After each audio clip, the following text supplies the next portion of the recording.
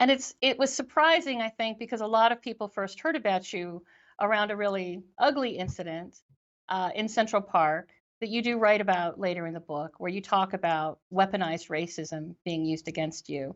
Do you mind telling us a little bit about that day and sort of how that changed your life and the trajectory of your life? Sure. Really give us a sense of how that fits into your life today. Sure.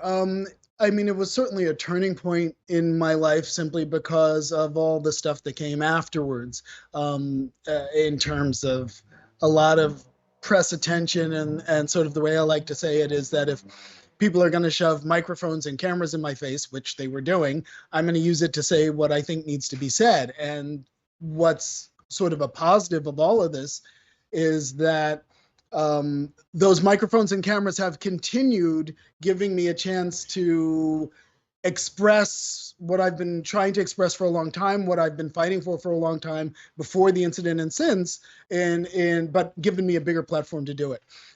So that's how the incident kind of altered the trajectory for me.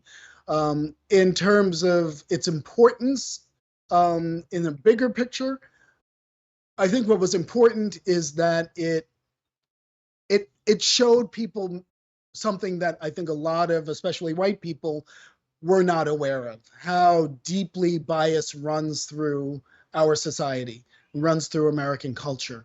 And that became particularly important later that afternoon because that same day, George Floyd was murdered when a police officer knelt on his neck for 9 minutes and three other officers stood around and did nothing to stop him.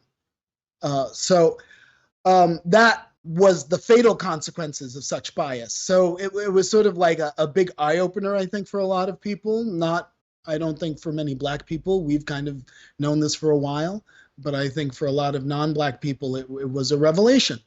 So I think that's the importance of that incident in the bigger picture.